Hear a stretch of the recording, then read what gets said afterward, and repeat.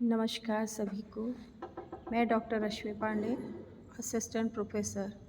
आज हम चर्चा करेंगे कि सोशल ग्रुप्स होते क्या हैं, कितने प्रकार के हैं, इनका अर्थ, इनकी परिभाषाएं। तो आइए हम चर्चा करते हैं। सामाजिक समूह, सोशल ग्रुप्स। यह निर्विवाद सत्य है कि कोई व्यक्ति अकेला जीवन यापन नहीं कर सकता। व्यक्ति संपूर्ण जीवन न केवल समूह में रहता है, बल्कि वह समूह को बनाता भी रहता है।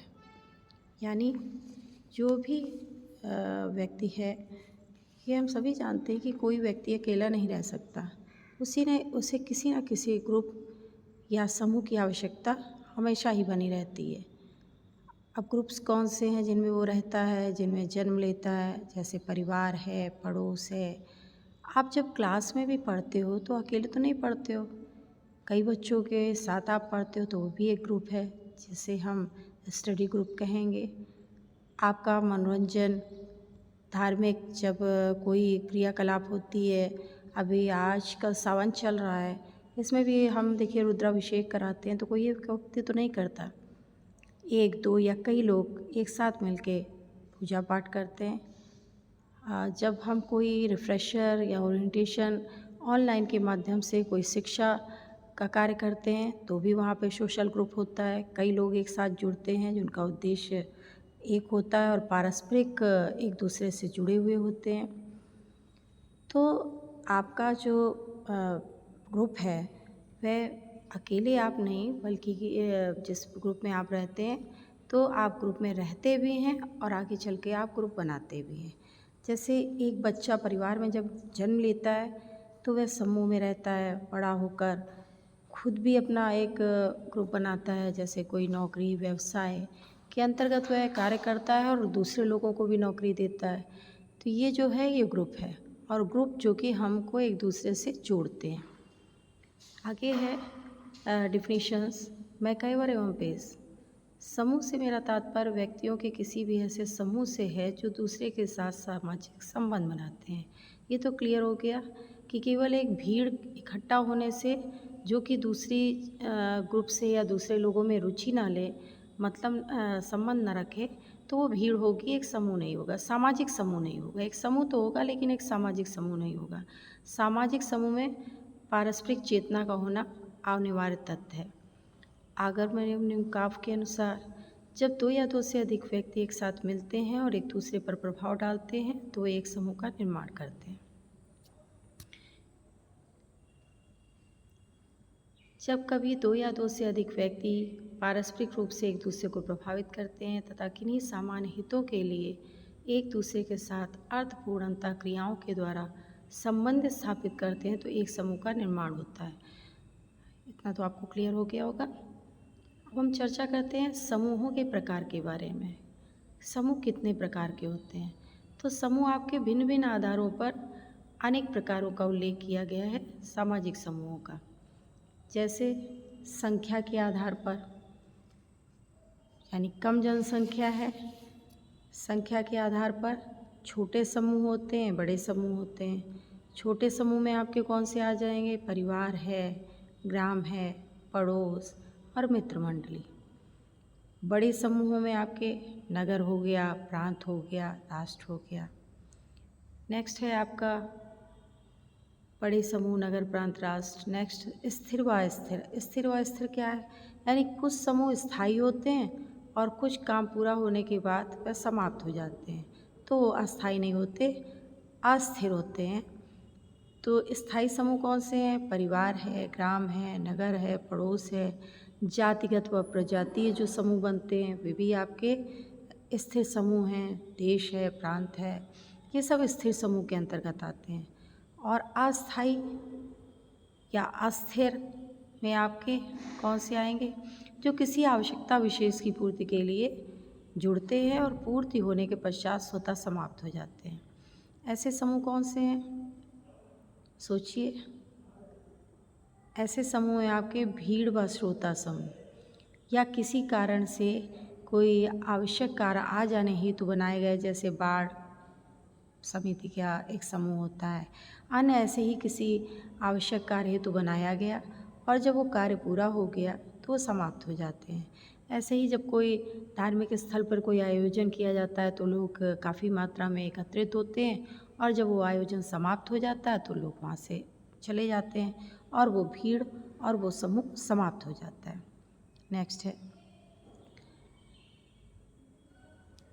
अंता व बाह्य समूह। बाह्य समूह क्या है? पहले तो हम अंता समूह की बात करेंगे। अंता समूह वे हैं जिनमें हम व हमारा की बात करते हैं। ये क्या है? इनमें संबंधों की निकटता पाई जाती है, एक दूसरे से जुड़े हुए होते हैं। अंता समूह के सदस्य सदैव यह विश्वास करते हैं कि उनका व्यक्तिगत कल्याण समूह के सभी सदस्यों के कल्याण में ही निहित है। यानी वो अपना कल्याण क्या स्वार्थ से रहित होकर कार्य नहीं करते, वे अपना हित सबके हित में देखते हैं और उसी के अकॉर्डिंग अपना काम करते हैं। तो इनमें हम, हमारा और अपनेपन की भावना का एक जो है वो रहता है, दृष्टिकोण रहता है। नेक्स्ट है बाह्य समूह। अब ये बाह्य समूह कौन से हैं?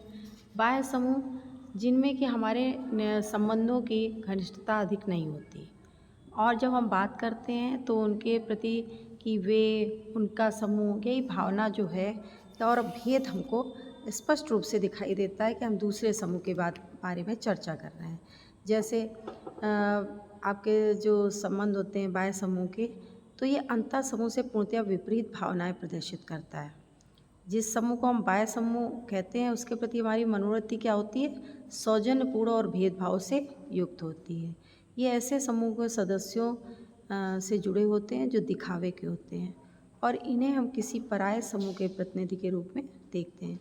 जैसे अंग्रेज है, यहूदी है या हबसी लोग हैं, तो उनके प्रति हमारा दृष्टिकोण जो रहता है तो वो इस तरीके का दृष्टिकोण रहता है कि वह अपनी बात नहीं करते, जुड़ के नहीं होता, बल्कि हम उनके प्रति भेदभाव या जो कहा जाएगा हम दूरी, एक सामाजिक दूरी होती है उनसे।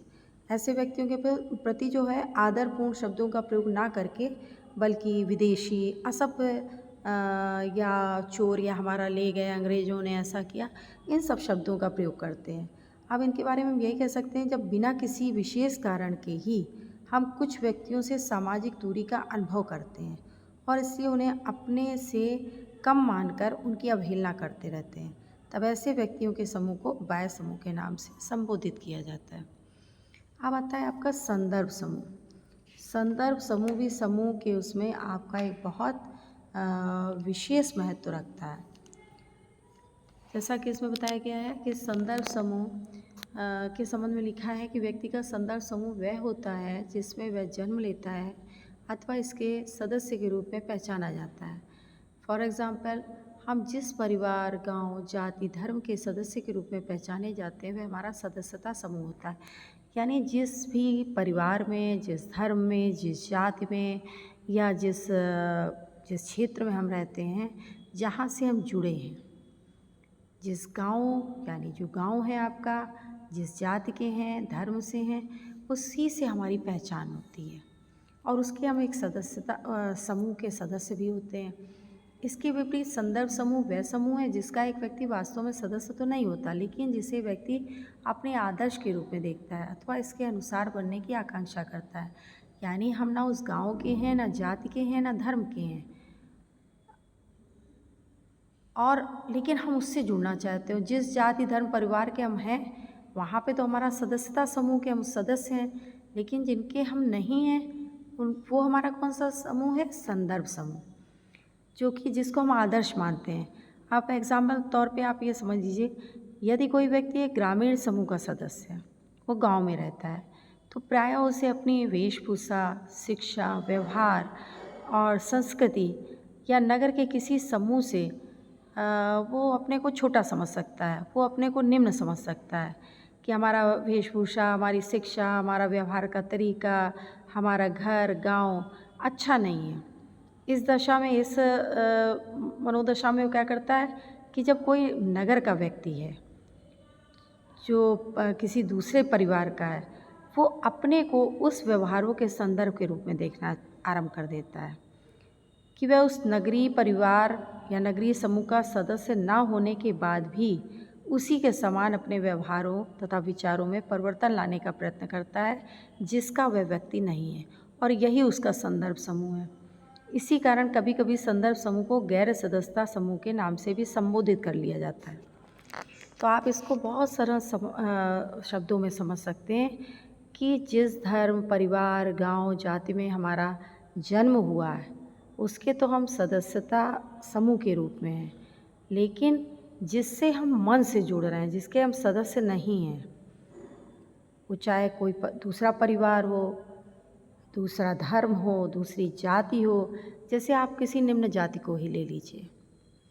निम्न जाति के एक अपने तौर तरीके हैं, एक अपना विश्वास है, रीति रिवाज है, लेकिन वो अपनी सदस्यता समूह को छोड़कर उच्च जाति के नियमों के अकॉर्डिंग अपने जीवन शैली को अपना लेता है, तो वो उसका संदर्भ समूह होता है, जिसका वह सदस्य नहीं है, लेकिन मानसिक तौर पे उसने को अपना आदर्श मान लिया है और वो आदर्श टाइप में ही अपने कार्य को करने लगता है। वो आदर्श प्रारूप जिस समूह का सदस्य नहीं है, लेकिन उससे जुड़ के उन कार्यों को करने लगता है, उनसे मन से जुड़ जाता है, वह उसका संदर्भ समूह है। आगे चलते हैं। आशा करती हूँ कि आपको समझ में आ गया होगा। अब आगे हम चर्चा करते हैं सामाजिक समूह की विशेषताएं। सामाजिक समूह की विशेषताएं कौन कौन सी हैं, यानी जो आपके समूह हैं, इनमें क्या क्या विशेषताएं पाई जाती हैं, किस प्रकार की विशेषताएं हैं। आपका दो या दो से अधिक व्यक्तियों का संबंध, जो समूह हैं वे कभी अकेले नहीं बनते। इनमें दो व्यक्तियों का होना तो अनिवार्य है, दो हो या दो से ज़्यादा हो। व्यक्तियों के बीच सामाजिक संबंध, यानी जो संबंध हैं, इनके आपस में संबंध होना भी अनिवार्य है। केवल वहाँ पे बैठ जाना या भीड़ इकट्ठा कर लाने से कोई मतलब नहीं है। अब जैसे आप सड़क में ही लीजिए, इतने लोग चलते हैं, कोई आपस में एक दूसरे से मतलब ना रखे, या बस में बैठे हों, कोई आपस में एक दूसरे से मतलब ना रखे, एक दूसरे में जागरूकता ना हो, तो यह सामाजिक समूह नहीं होगा। सामाजिक समूह वही होगा जब व्यक्तियों के बीच में संबंध पाए जाएंगे। नेक्स्ट है एकता की भावना। समूहों के बीच में एकता की भावना भी पाई जाती है, क्योंकि समूह एक पूर्णता के रूप में एक व्यक्ति से कहीं अधिक शक्तिशाली है, क्योंकि समूह के सदस्यों में एकता की भावना होती है, यानी एक व्यक्ति से अधिक शक्तिशाली समूह होता है, और जो समूह है उसमें एकता का बल होता है। नेक्स्ट है पारस्परिक जागरूकता। व्यक्तियों के बीच में पारस्परिक जागरूकता भी बहुत अनिवार्य तत्व है समूह का। जागरूकता नहीं होगी जहाँ, वहाँ समूह नहीं बनेगा, क्योंकि जागरूकता क्या करती है, चेतना होती है, और पारस्परिक जागरूकता पर भी उनके बीच में अंतःक्रियाएँ होती हैं, और उसी से एक समूह बनता है। नेक्स्ट है कार्यों का विभाजन। समूह के पास इतने अधिक कार्य होते हैं कि एक व्यक्ति उन सब कार्यों को नहीं कर सकता, अतः वह सदस्यों की योग्यता को ध्यान में रखकर उन कार्यों का विभाजन करता है। नेक्स्ट है सामान्य हित। समूह के सदस्यों में कुछ स्वार्थ सामान्य होते हैं, अर्थात वे यह अनुभव करते हैं कि उनके हित एक समान है। संरचना या ढांचा। प्रत्येक समूह की एक अपनी संरचना होती है। संरचना आप सभी जानते होंगे, जैसे हमारे शरीर की संरचना है, ऐसे एक समाज की, एक समूह की संरचना होती है, जिसके अपने नियम, कार्य पद्धति, अनुशासन पद्धति होते हैं। समूह के नियमों एवं कार्य पद्धति के आधार पर ही क्या होता है, व्यक्तियों को सदस्य बनाया जाता है। नेक्स्ट है एक पूर्ण इकाई। व्यवहार के समान मानदंडों, समान प्रतिभाओं तथा समान मूल्यों के कारण समूह में जो संगठन पैदा होता है, उसके कारण उसकी एक ऐसी वास्तविकता या इकाई बन जाती है जिसके आधार पर उसे अन्य समूहों से अलग पहचाना जा सकता है। अब आते हैं प्राथमिक व तृतीयक समूह। चार्ल्स कूले ने सामाजिक समूहों को दो भागों में वर्गीकृत किया है। कौन से दो भाग हैं? प्राथमिक समूह तथा द्वितीयक समूह। प्राथमिक समूह व तृतीयक समूह। प्राथमिक समूह का उल्लेख सर्वप्रथम किसने किया था? चार्ल्स कूले ने सन 1909 में अपनी पुस्तक सोशल ऑर्गेनाइजेशन में किया था। उनके अनुसार प्राथमिक समूह में उन समूहों को मानता हूँ जिनकी विशेषता आमने सामने के घनिष्ठ संबंध और सहयोग की होती है। यह समूह अनेक अर्थों में प्राथमिक है। चार्ल्स कूले ने सबसे महत्वपूर्ण 3 प्राथमिक समूह बताए हैं: परिवार, बच्चों की क्रीड़ा, समूह, पड़ोस।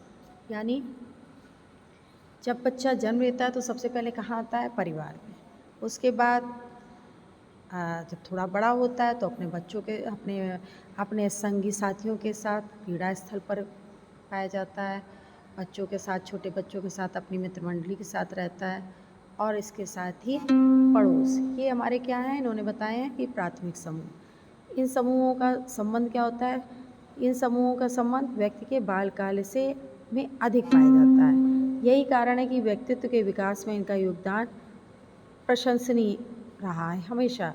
ये बच्चे स्नेह, त्याग, सहानुभूति, ईमानदारी एवं स्वाभिभक्ति की भावना का सूत्रपात करते हैं।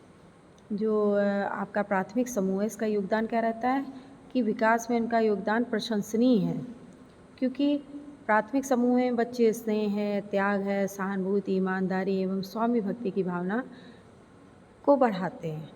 कूले ने इन्हें मानव स्वभाव की वृक्षारोपणी भी कहा है। कूले ने इन समूहों को सार्वभौमिक कहा है।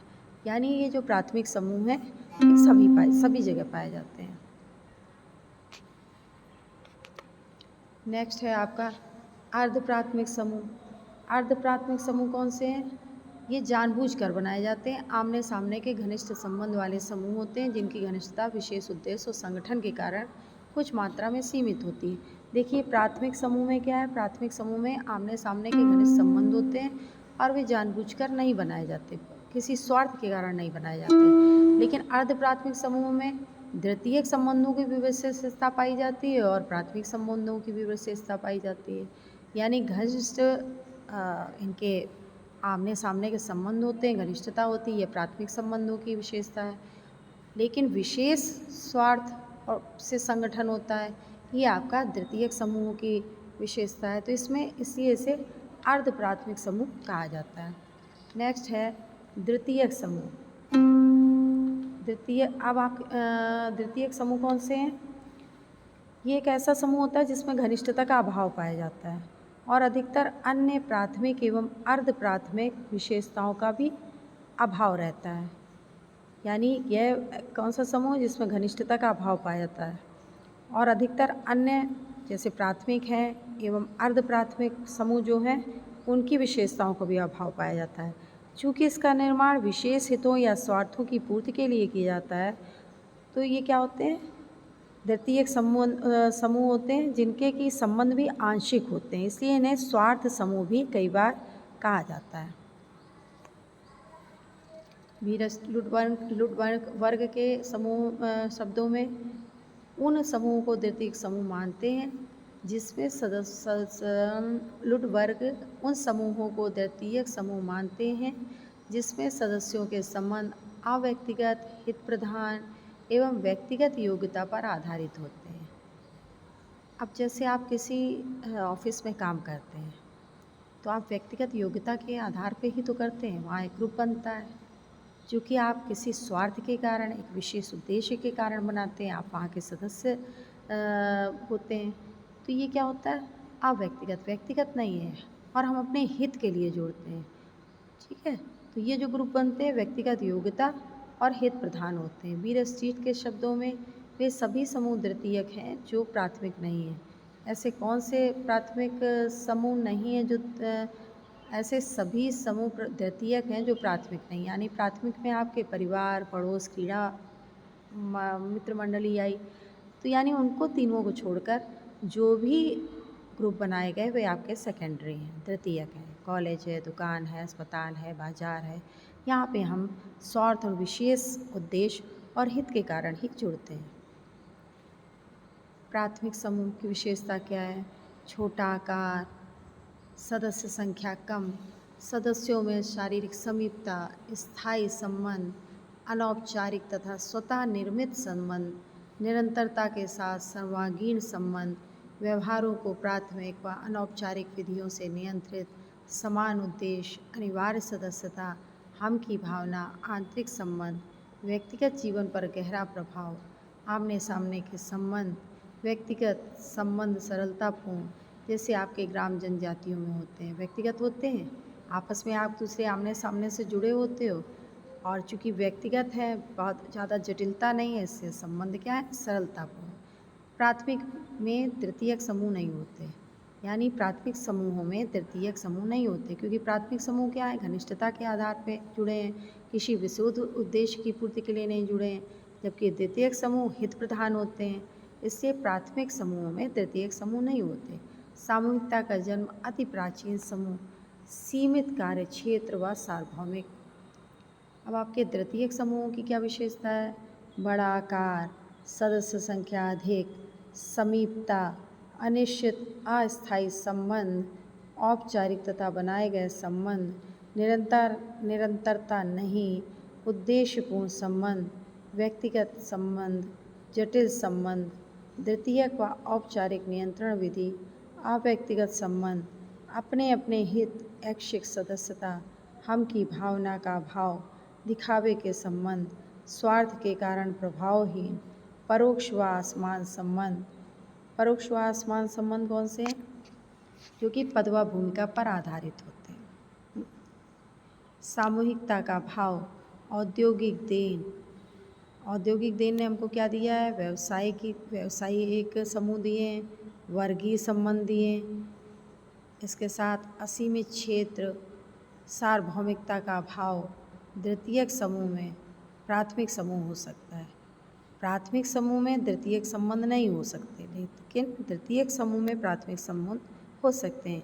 कई बार हम ऑफिशियल होते हैं और ग्रुप बनाते हैं, लेकिन हमारे कई परिवार या कई लोग ऐसे जुड़ जाते हैं जो हमारे प्राथमिक संबंध के ही तरह हो जाते हैं, उनसे हमारी घनिष्ठता हो जाती है, आमने सामने के संबंध होते हैं, बिना विशेष उद्देश्य और बिना स्वार्थ के जुड़ते हैं। तो ऐसे द्वितीयक समूहों में प्राथमिक संबंध बन सकते हैं, समूह हो सकते हैं, लेकिन प्राथमिक समूह में द्वितीयक संबंध नहीं होते, समूह नहीं होते।